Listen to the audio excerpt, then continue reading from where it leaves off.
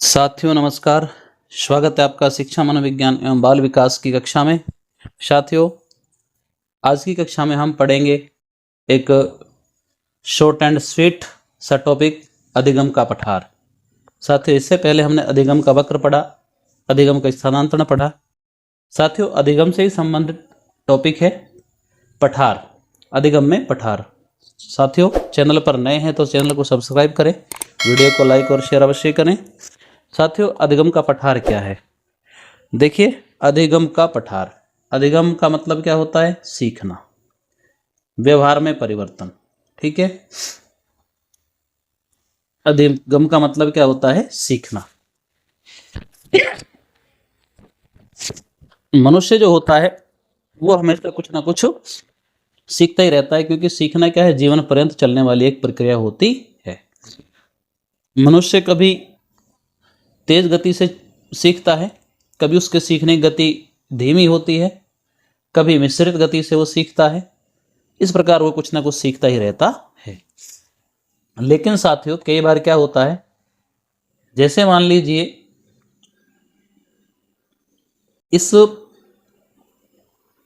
ये हमने एक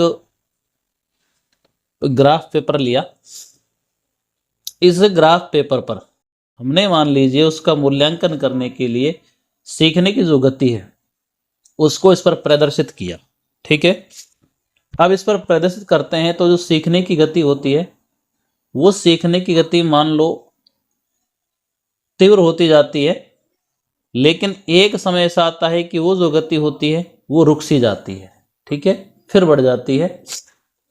जैसे मान लो किसी बालक ने ए सीखा, बहुत तेज गति से सीख लिया, फिर उसने बी भी बहुत तेज गति से सीख लिया, फिर उसने सी सीख लिया, लेकिन उसके बाद उसकी जो गति थी उसमें एक रुकाव, एक शिथिलन आ गया, वो रुक सी गई। वो क्या हो गई? वो जो सीखने की गति थी वो रुक सी गई। देखो यहां से यहां तक का जो ये समय है, ये जो गति है उसकी, ये कैसी है? वो एक रुक सी गई है। तो इसको कहते हैं अधिगम का पठार। इस गति को क्या कहते हैं? हम अधिगम का पठार कहते हैं। अधिगम का पठार क्या है? यानी कि जहां पर अधिगम की जो गति होती है या अधिगम की प्रक्रिया होती है या उसकी जो गति होती है वो क्या हो जाती है? रुक सी जाती है। उसको कहते हैं अधिगम का पठार। ये देखिए, अब अधिगम का पठार क्यों कहा जाता है इसको? जैसे मान लीजिए पठार है, आप भूगोल में समझिए, अधिगम का पठार है। मान लो हम पठार पर चढ़ेंगे तो हम तीव्र गति से चढ़ते जाएंगे, लेकिन जैसे ही पठार पर चढ़े, यहाँ पर आए हम, तो फिर वहां पर हम थोड़े रुक से जाते हैं चढ़ करके। तो ये जो समय है, ये वाली जो स्थिति है, ये उसकी क्या हो जाती है? अधिगम पठार कहलाती है। क्या कहलाती है? अधिगम का पठार कहलाती है। साथियों आपको समझ आ रहा होगा अधिगम का पठार क्या है? कि जो बालक है या व्यक्ति है, जब वो तेज गति से सीखता जाता है, लेकिन एक समय ऐसा आता है कि उसकी जो सीखने की गति है वो रुक सी जाती है। तो उस स्थिति को हम कहते हैं अधिगम का पठार। जो ये वाली स्थिति है ना, ये अधिगम का पठार है। उसके बाद मान लो फिर बढ़ गई, लेकिन ये अधिगम का पठार कहलाती है। पठार के बाद सीखने की गति बढ़ जाए या कम हो जाए उससे कोई फर्क नहीं पड़ता, लेकिन ये जो स्थिति है उसकी, ये यहाँ पर जो गति है सीखने की वो रुक सी गई है। ठीक है, तो इसको क्या कहा जाता है? अधिगम का पठार कहा जाता है। साथियों अधिगम का जो पठार है उसके कुछ कारण होते हैं, उसके क्या कुछ कारण हो सकते हैं, और अधिगम के पठार के कारण क्या हो सकते हैं? देखो, एक कारण तो उसका ये हो सकता है कि भाई जो बालक है उसके पास ज्ञान कितना है, उस ज्ञान की कोई सीमा हो सकती है। उस ज्ञान की क्या हो सकती है? कोई सीमा हो सकती है, इसलिए उसकी गति रुक सी गई है। या फिर क्या हो सकता है? उस बालक में अचानक से क्या हो गई? प्रेरणा की कमी आ गई हो, यानी कि अब वो बालक प्रेरित नहीं हो पा रहा हो, तो उसकी सीखने की गति में क्या आ जाता है? रुकावट आ जाती है।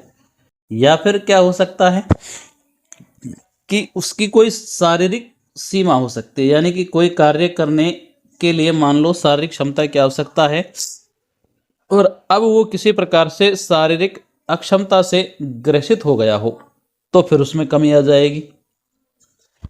या फिर उसकी मानसिक क्षमता, मानसिक क्षमता, यानी कि वो उस कार्य को करने के लिए मानसिक रूप से तैयार ना हो।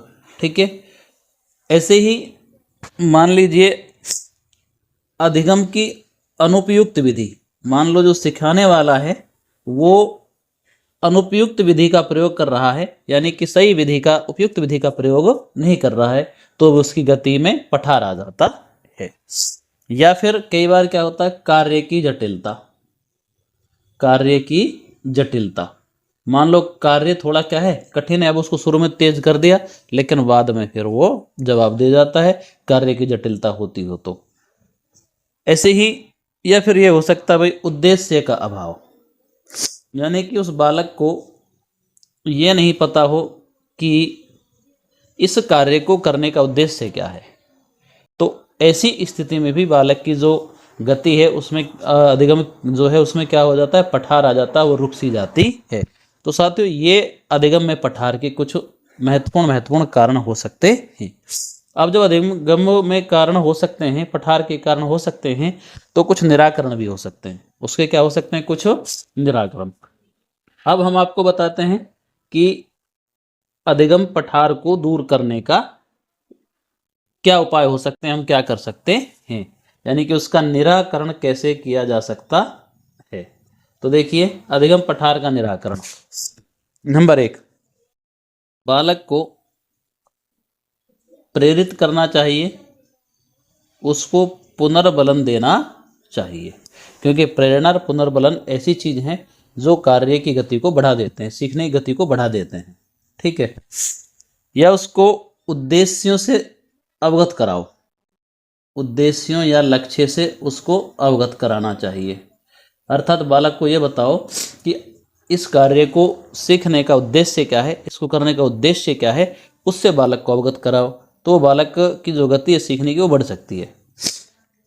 ऐसे ही बालक को सिखाने में उत्तम विधि और रोचक विधियों का प्रयोग करो, उत्तम व रोचक विधियों का क्या करो, प्रयोग करो।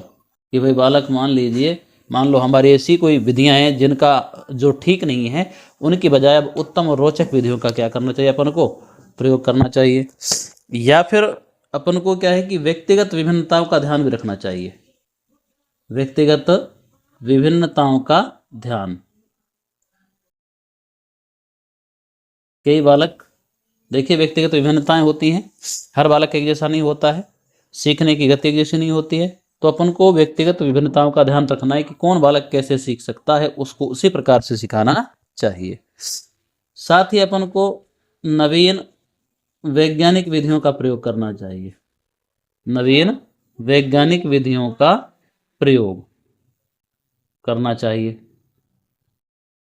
और अपन को सरल से जटिल की ओर बढ़ना चाहिए, सरल से जटिल, यानी कि जो प्रकरण है जो अपन को पढ़ाना है, समझाना है, वो पहले सरल फिर जटिल, सरल से जटिल की ओर, सरलता से कठिनता की ओर बढ़ना चाहिए।